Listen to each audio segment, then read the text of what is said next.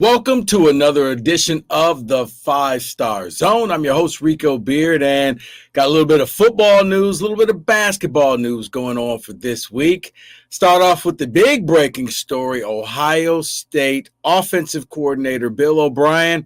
Well, grand opening, grand closing. Bill O'Brien now leaving. He's going off to become the head coach of Boston College, just weeks after being hired by Ryan Day to run the offense at The Ohio State University. Bill O'Brien, East Coast guy, the opportunity was there. And the rumors were already swirling as soon as he got the job. Once the BC coach left to take the defensive coordinator job at Green Bay, Bill O'Brien was going to be the fit. And today it became official that Bill O'Brien's leaving Ohio State to become the head coach of Boston College, a team that will be facing actually Michigan State in the non-conference season week 4.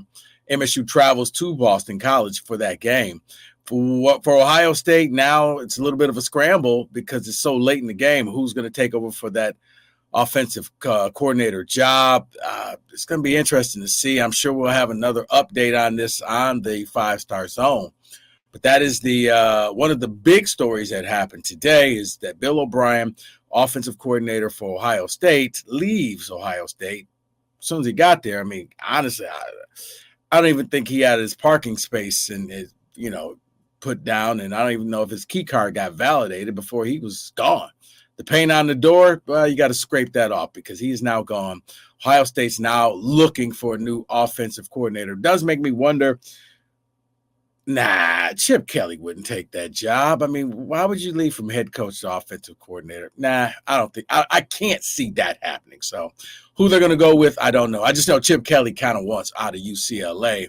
I know he's flirting with the pros, but I can't see him taking a step back to become an offensive coordinator at a college. Though he would have less responsibility. No, know what? Let me stop. Not going to happen. And just like that, let me interrupt this podcast. What I thought was going to be ridiculous, well, it just happened, folks. Chip Kelly is going to leave UCLA to become the offensive coordinator of The Ohio State University. College football, it's just getting wilder and wilder. Why in the world would you leave a head coaching job to take a demotion to be the OC? You're tired of recruiting. You're tired of NIL. You're tired of transfer portal. He goes to Ohio State, and really all he has to do is call plays. I'm going to let Ryan Day handle everything else. So what I thought was ridiculous actually just happened, that Chip Kelly has left UCLA, and he is now on the staff of Ohio State as the offensive coordinator. Back to the regularly scheduled podcast.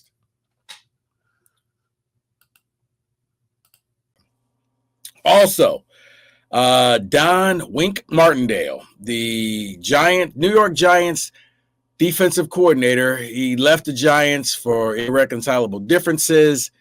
He's now the defensive coordinator for the University of Michigan. Some may call him the stump of the tree.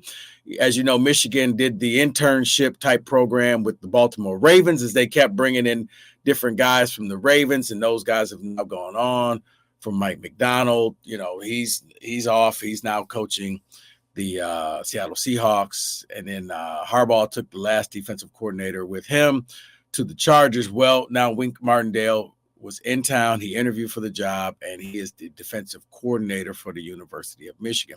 It's going to be an interesting fit here because I don't know how well this will work. The other two guys, they were young.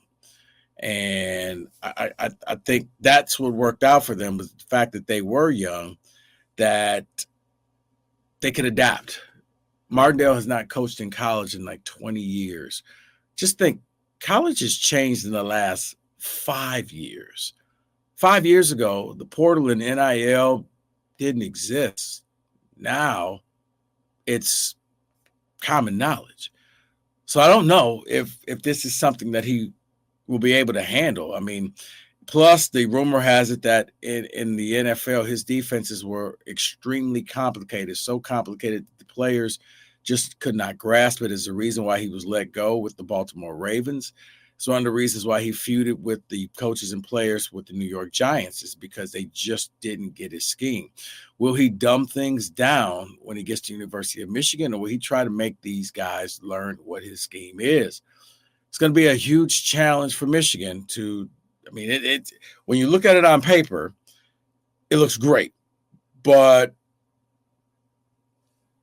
when you look at it philosophically, man, that's 20 years is a long time to get back into the game. What is he going to look like when it comes to recruiting? What is he going to look like just interacting with the different players that are out there? And I don't know. This is one where I gotta wonder. Hey, look, what you had in McDonald, what you had in Jesse Mentor was, once again, guys who could relate to the players. Martindale coming in, it's over 60. How relatable will he be? How quickly can the team adapt to his style of defensive play? Did not work out that well in the pros. Going to be very interesting to see how it happens, how the college players get it. But, Sharon Moore is still putting together his staff. He's losing people left and right to the NFL. I don't think the staff is 100% complete yet, but this is a major cog for him to get his own defensive coordinator in Wink Martindale. He's going to come in there, and we'll see. This is one where hopefully Martindale will be enough to make sure that none of the defensive players that have been rumored, especially the guys on the defensive line, that they will not transfer, that they'll stick around the University of Michigan. If you can keep that core together, then I think that he'll be successful, at least in some of the games. Now, the big games, we're going to have to wait and see how that works. But, yeah, they got their DC. Another thing that happened is that Michigan State has added, they lost a game. They lost the Raging Cajuns of Louisiana in their non-conference game.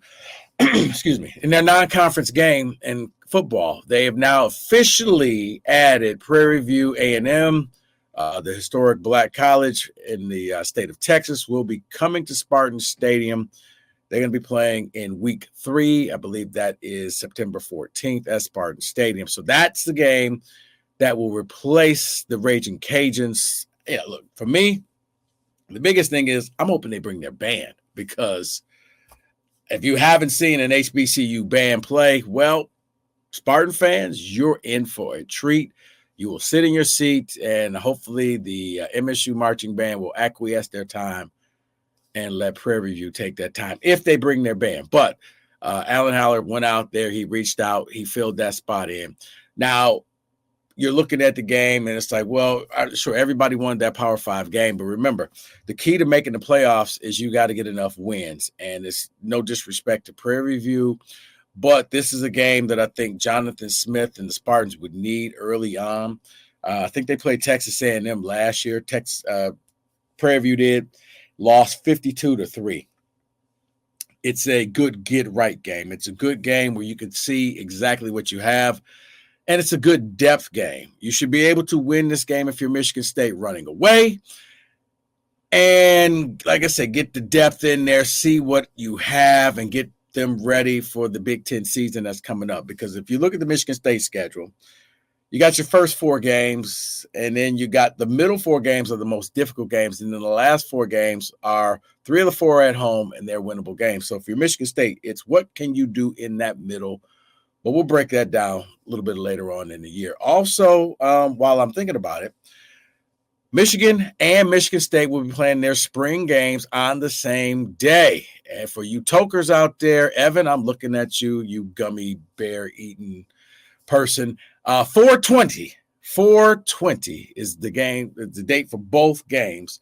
Both Michigan and Michigan State will be playing their spring games, the maize versus blue and the green versus white.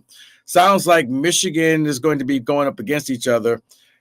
It's been a glorified practice for both schools, but looking at how it's set up, it's the maize versus blue. It leads me to think that they're going to actually be going up against each other in a game.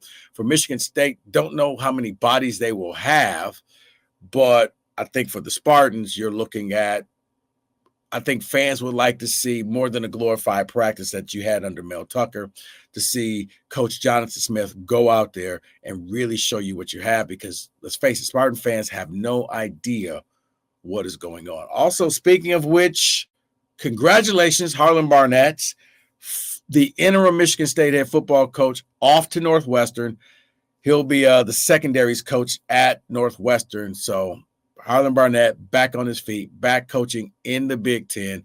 He'll be at Northwestern, I think, which is a good pickup for Northwestern, because he's going to bring experience, both secondary and as a person that you can lean on, because he does have now some head coaching experience, also coaching at Michigan State, and his tenure at DC at Florida State as well. So that's your football news. A lot of stuff was going on. The second signing day also happened. Not as big as the first signing day. It was like no real significant people, at least locally, that came in for signing day. But I do want to get to basketball, because basketball, it's looking like it's Purdue and everybody else. Purdue is separating themselves from the pack in basketball. Zach Edey, Matt Painter, and the group, they're setting themselves up. Now, for Purdue, the biggest thing is the tournament. You lost in the first round in the tournament.